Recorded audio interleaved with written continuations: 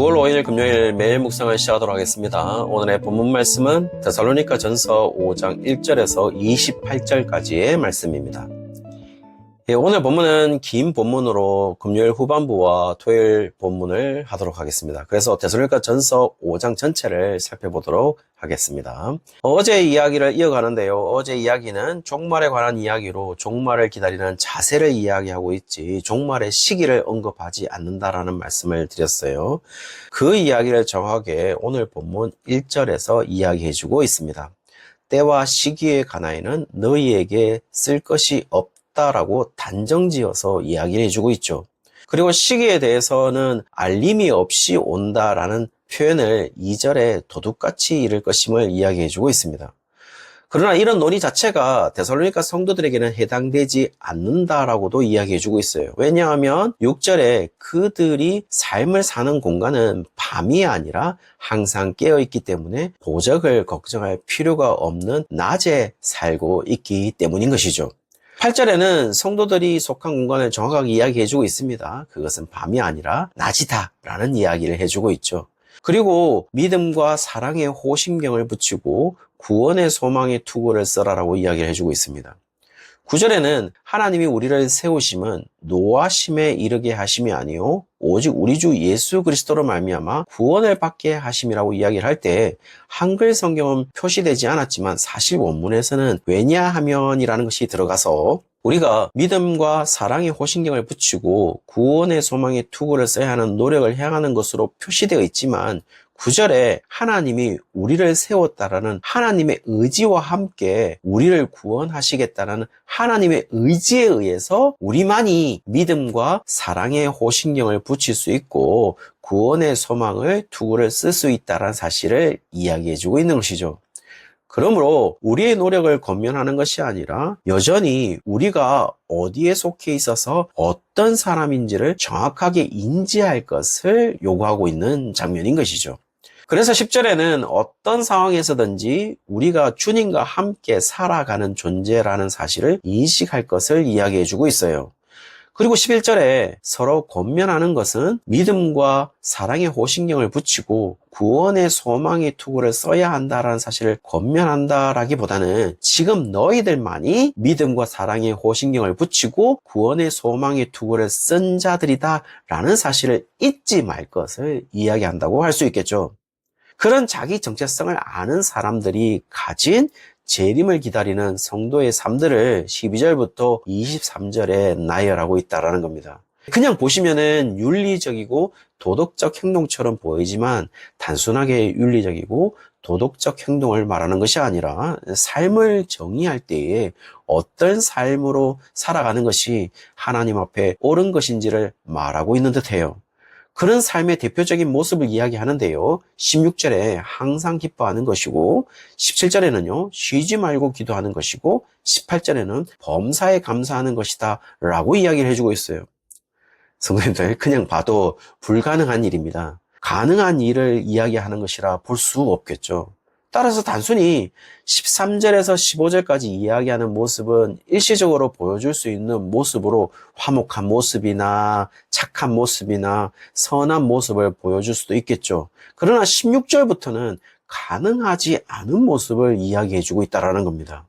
그리고 13절에서부터 15절의 모습과 16절에서부터 18절의 모습 중에 어느 것은 나타날 수가 있고 어느 것은 나타날 수 없다라고 이야기하지 않고 전체적으로 설명하고 있는 것은 18절 하반절에 보시면은 이것이 그리스도 예수 안에서 너희를 향하신 하나님의 뜻이라고 이야기를 하고 있어요.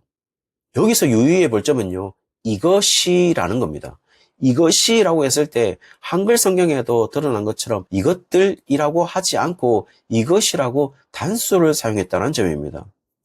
이미 항상 기뻐하라, 쉬지 말고 기도하라, 범사에 감사하라는 것도 세 가지입니다. 근데 이것도 단수로 취급했다라는 것은 항상 기뻐하는 것과 쉬지 말고 기도하는 것과 범사에 감사하는 행동이 따로 구분된 것이 아니라 한 세트를 의미하거나 이면적으로는 하나의 행동을 의미하는 것으로 보인다는 것이죠.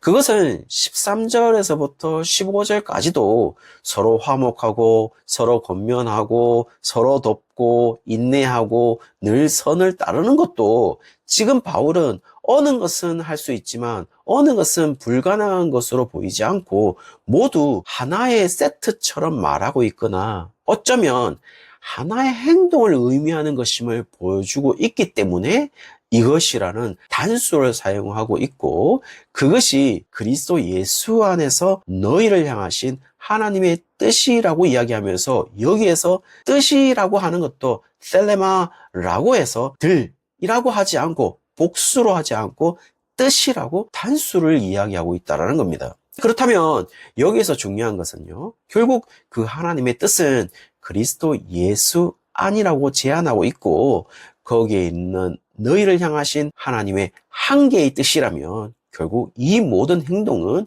1절에서부터 12절까지 이야기하고 있는 우리의 정체성이 하나이고 그 하나는 바로 낮에 속한 자로서 하나님으로부터 구원을 받은 자로서 하는 모든 행동의 영역은 그리스도 예수 안에서 하는 행동 전체를 의미하는 하나의 행동임을 이야기하는 것으로 보인다는 겁니다. 그래서 항상 기뻐하라, 쉬지 말고 기도하라, 범사에 감사하라고 했을 때 모두 명령형이고 현재 명령형입니다. 그렇다면은 모두 진행적이고 반복적이고 계속적인 행동을 지시하는 건데요. 단순히 문법적인 이해로 본다면 기뻐하는 행동에 대한 진행적이고 반복적이고 계속적 행동을 명령하고 있는 것이기 때문에 기도의 행동은 멈춰져야 하고 감사하는 행동을 멈춰져야 되는 것이죠. 따라서 이런 모순이 일어나게 되는데요. 어떻게 하라는 건지 알 수 없는 행동을 바울이 데살로니가 교인들에게 하고 있지 않고 데살로니가 교인들도 그렇게 받아들이지 않았을 가능성이 높습니다. 결국 이 모든 행동은 하나의 세트로 구성되어서 그리스도 예수 안에서 해야 되는 행동으로 이해했을 가능성이 높다라는 것이죠. 더 정확하게 이야기하면 그리스도 예수 안에서 그들은 어떤 삶으로 살아가는 것이 하나님 앞에 옳은 것인지를 자신들의 정체성에 의해서 이미 결정되어 있다는 사실을 바울이 이야기하는 것으로 보인다는 겁니다. 그리고 그것은 해도 되고 안 해도 되는 것이 아니라 의무로 받아들여졌을 가능성이 높다는 것이죠. 그리고 그 의무는 그리스도 예수 안에 백성에 한정되어 있음도 잘 알고 있다는 것이죠. 마치 우리에게 국방의 의무가 있는데 그 국방의 의무는 한국 사람에게만 해당하는 것이지 외국인에게 해당되지 않는 것처럼 말이죠. 그것이 어떤 노력을 요구하는 것이 아니라는 사실은 19절을 보시면 알 수가 있는데요. 19절에 성령을 소멸하지 말 것을 이야기해주고 있어요. 여기에서 소멸하다라는 이 동사는 스벤님이라는 동사인데요. 끄다, 꺼지다, 억제하다, 억누르다라는 의미를 가지고 있어요. 그래서 대부분의 해석자들은 성령을 억제하지 말라라고 해석하든지 성령의 은사를 억제하지 말라라고 해석하든지 성령님의 활동을 제한하지 말라라고 해석을 했습니다. 저는 이런 발상을 어떻게 할 수 있는지는 궁금합니다. 왜냐하면 어떤 힘으로 성령을 소멸할 수 있다는 것이죠. 어떤 힘을 우리가 가지고 있기에 성령을 억제할 수가 있죠. 성령님이 하시고자 할 때 우리가 막을 수 있는 힘이 존재하고 있나요? 모두 다 왜 이렇게 해석하는지는 이해할 수는 없을 것 같아요. 12절도 마찬가지입니다. 예언을 멸시하지 말라라는 부분도 예언은 넓게 보면 하나님의 말씀인데 그것을 멸시할 수 있는 힘이 우리에게 있나요? 그렇다면 지금 말하는 것은 계속해서 우리의 정체성을 이야기하면서 우리가 속한 영역을 이야기하고 있다면요.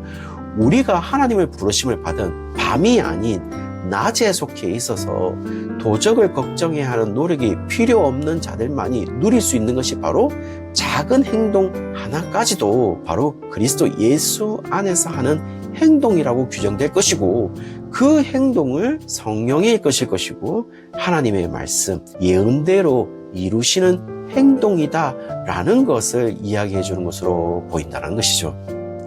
지금 바울은 데살로니가 성도들에게 지금 현재의 너의 정체성을 이야기해주고 있는 것으로 보여요.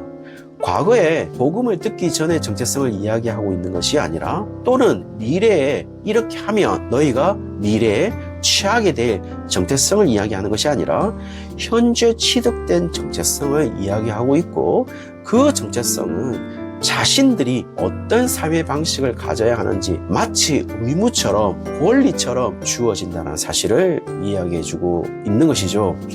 그것은 우리의 노력이 아니라 그리스도 예수 안에 있는 하나님의 뜻으로 통합된 하나라는 사실을, 뜻이라는 하나 단수로 이야기해주고 있다라는 겁니다.